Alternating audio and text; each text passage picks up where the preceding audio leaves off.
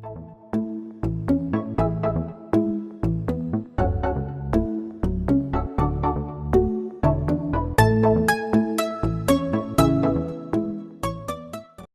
Guys, welcome to Pharma Tutor Hub. So last video में हमने पढ़ा था कि ह्यूमन बॉडी क्या होता है, एनाटॉमी एंड फिजियोलॉजी के बारे में देखा था, और बेसिक लेवल ऑफ ऑर्गेनाइजेशन क्या होते हैं, जिसमें हमने cell, tissue, organ and system के बारे में पढ़ा था।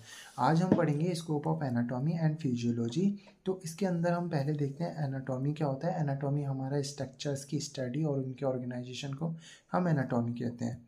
इसके अंदर वेरियस फील्ड्स और हमारी ब्रांचेस आती हैं। First is embryology. एम्ब्रियोलॉजी में हम क्या करते हैं, हम स्ट्रक्चर्स की स्टडी करते हैं जो हमारे फर्स्ट 8 वीक्स के अंदर फॉर्म होते हैं आफ्टर फर्टिलाइजेशन। अब ये फर्टिलाइजेशन हमारा जब होता है जब एक स्पर्म हमारा एक एग के साथ में फॉर्म होके एक सिंगल सेल जाइगोट बनाता है। अब ये जाइगोट जो होता है, इसकी एक पावर होती है जो कि एक सिंगल सेल जाइगोट किसी भी सेल में कन्वर्ट हो सकता है, किसी भी टाइप ऑफ सेल में कन्वर्ट हो सकता है। इसे हम बोलते हैं टोटीपोटेंसी। ठीक है। फिर आता है हमारा हिस्टोलॉजी। हिस्टोलॉजी के अंदर हम स्टडी करते हैं माइक्रोस्कोपिक स्ट्रक्चर्स ऑफ टिश्यू। अब ये टिश्यू हमारा एपिथेलियल टिश्यू भी हो सकता है, कनेक्टिव टिश्यू भी हो सकता है। एपिथेलियल टिश्यूज जो होते हैं वो मेजोरिटी हमारे कवर करते हैं ऑर्गन्स को। कनेक्टिव टिश्यूज हमारे कनेक्ट करने का काम करते हैं और सपोर्ट करते हैं, जैसे बोन हो गया और हमारे कार्टिलेजेस हो गए। हिस्टोलॉजी के अंदर कभी कभी हम स्टेनिंग की भी इन्वॉल्वमेंट करते हैं। क्यों? क्योंकि हमें डिफ्रेंशिएट करना होता है सेल्स को। तो स्टेनिंग एक ऐसा प्रोसेस होता है जिसमें हम कलर करते हैं सेल्स को to differentiate cell. Third is हमारा रेडियोग्राफिक एनाटॉमी। रेडियोग्राफिक एनाटॉमी के अंदर क्या करते हैं कि हम स्टडी करते हैं स्ट्रक्चर्स की ह्यूमन बॉडी के with the using x-rays, MRI, CT scans and ultrasound. हम इसमें एक्सरेज का यूज़ करते हैं, मैग्नेटिक फील्ड रेजोनेंस या मैग्नेटिक फील्ड का, जिसे हम एमआरआई बोलते हैं। सीटी स्कैन्स में हम वेरियस एक्सरेज का यूज़ करते हैं to observe a detail image. और अल्ट्रासाउंड के अंदर हम हाई फ्रीक्वेंसी साउंड वेव्स का यूज़ करते हैं, जिससे हम कोई भी एक स्ट्रक्चर की हम इमेज फॉर्म करते हैं। इमेजिनिंग प्रोसेस होता है, ये इमेजिनिंग टेक्निक होती है जिसमें हम स्ट्रक्चर को स्टडी करते हैं। हम इसमें कोई भी स्ट्रक्चर से स्टडी कर सकते हैं, जैसे बोन हो गया, जॉइंट हो गया, सॉफ्ट टिश्यूज़ हो गया। यह हमारा होता है radiographic anatomy. Third is pathological anatomy. इसमें हम स्टडी करते हैं स्ट्रक्चर्स की एंड फंक्शनल चेंजेस जो कि हमारे किसी भी डिसीज़ के वजह से हो सकते हैं टिश्यूज़ के अंदर या ऑर्गन के अंदर। तो इसको हम दो तरीके से देख सकते हैं, या तो ग्रोस एनाटॉमी या फिर माइक्रोस्कोपिकल एनाटॉमी। ग्रोस एनाटॉमी में हम ऐसे स्ट्रक्चरल चेंजेस और उनके देख सकते हैं, जैसे कि कोई भी किसी पर्सन को कैंसर हुआ है तो रैपिड वहाँ पे कैंसर सेल जो होती हैं डेवलप होती हैं। तो अगर ट्यूमर बन रहा है तो एनलार्जमेंट होता है किसी भी एरिया के साइज़ का, तो वो हम अपनी आईज से देख सकते हैं। फिर है अल्सर कभी होते हैं माउथ वगैरह में, तो हम उन्हें भी देख सकते हैं। और उसमें क्या होता है, हमारे सेल जो हमारे टिश्यूज़ होते हैं वो डैमेज होने लगते हैं।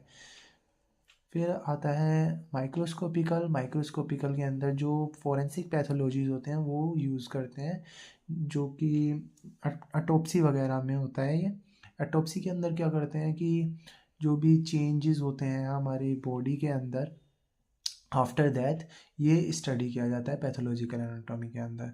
फिर आता है स्कोप ऑफ फिजियोलॉजी। फिजियोलॉजी के अंदर हमारा आता है न्यूरोफिजियोलॉजी। इसमें हम स्टडी करते हैं functional properties of nerve cell की फंक्शनल प्रॉपर्टी या फिर study of the function of nervous system. इसके अंदर जो नर्वस सिस्टम होता है, इसके अंदर 3 कंपोनेंट्स होते हैं। पहला होता है spinal cord, brain and peripheral nerves, जो कि एक साथ काम करके रेगुलेट करते हैं फंक्शंस ऑफ बॉडी। अब ये फंक्शंस हमारे सेंसिंग हो सकता है, इन्वायरमेंट को डिटेक्ट करना, हीट को डिटेक्ट करना, यह हमारा आता है सेंसिंग में, जो कि हमारा कंट्रोल करता है नर्वस सिस्टम। तो नर्वस सिस्टम को हमें आगे भी देखना है डिटेल में। फिर आता है हमारा कार्डियोवैस्कुलर सिस्टम। इसके अंदर हम स्टडी करते हैं फंक्शन ऑफ हार्ट, हमारा हार्ट कैसे फंक्शन करता है, एंड ब्लड वेसल। ठीक है। तो कार्डियोवास्कुलर सिस्टम के अंदर मेजोरिटी 2 कंपोनेंट्स होते हैं, हार्ट और ब्लड वेसल।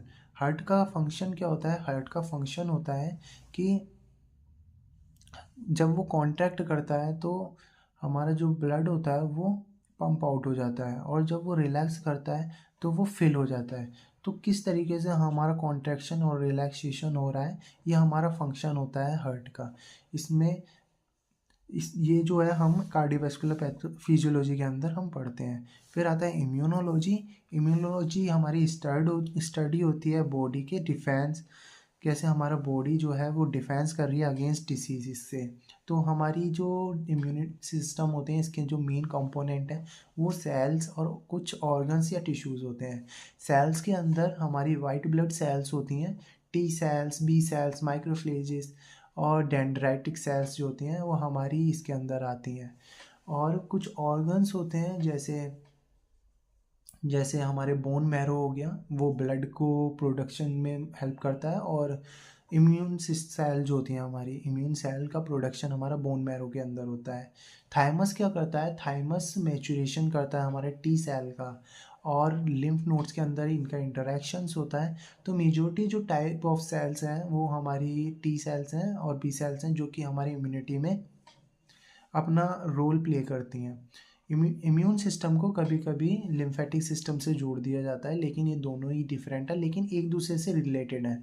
तो इम्यूनोलॉजी जो होता है हमारा, इसके अंदर हम स्टडी करते हैं हमारी बॉडी कैसे डिफेंस कर रही है अगेंस्ट इन्फेक्शन या फिर डिसीज़ से।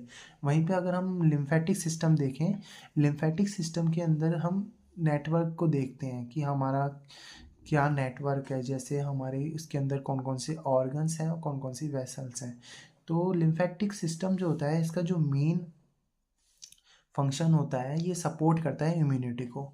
और इम्यून जो फंक्शन हो रहे हैं उनको सपोर्ट करता है, और ट्रांसपोर्ट करने में मदद करता है हमारी इम्यून सेल को, जैसे हमारी T cell, B cell, macrophages और डेंड्राइट्स। ये हमारी जो लिम्फेटिक सिस्टम है इसी के अंदर ट्रैवल करती हैं, ट्रांसपोर्ट होती हैं, ठीक है। थर्ड है हमारा पैथोफिजियोलॉजी। पैथोफिजियोलॉजी स्टडी होती है फंक्शनल चेंजेस जो कि हमारे एसोसिएटेड होते हैं डिसीज से या फिर एजिंग से। तो इसके अंदर हम देखते हैं कि हमारे क्या फंक्शनल चेंजेस हो रहे हैं डिसीज़ की वजह से। इसके अंदर हम ये भी देखते हैं कि जो डिसीज़ हुई है उसके कॉजेज़ क्या हैं, और ऐसे कौन से कॉजेज़ थे जिसकी वजह से वो डिसीज़ हुई, ये भी हम पैथोफिजियोलॉजी के अंदर पढ़ते हैं। इसकी जो इम्पोर्टेंस है वो है कि कैसे एक डिसीज़ डेवलप होती है, और research and development of various disease, कैसे कोई भी डिसीज़ हमारी डेवलप हो रही है, कैसे कैंसर हमारा डेवलप हो रहा है, ये सारा हमारा पैथोफिजियोलॉजी के अंदर आता है। कैसे गाउट फॉर्म हो रहा है, ये सारी चीज़ें हमारी पैथोलॉजी के अंदर आती हैं, पैथोफिजियोलॉजी के अंदर आती हैं। इसीलिए स्ट्रक्चर्स और जो फंक्शंस होते हैं हमारी बॉडी पार्ट के, वो एक दूसरे से बहुत ज़्यादा पास में, मतलब कि एक दूसरे से इंटरकनेक्टेड होते हैं, इसलिए हम एनाटॉमी और फिजियोलॉजी एक साथ पढ़ते हैं। So that's all for today.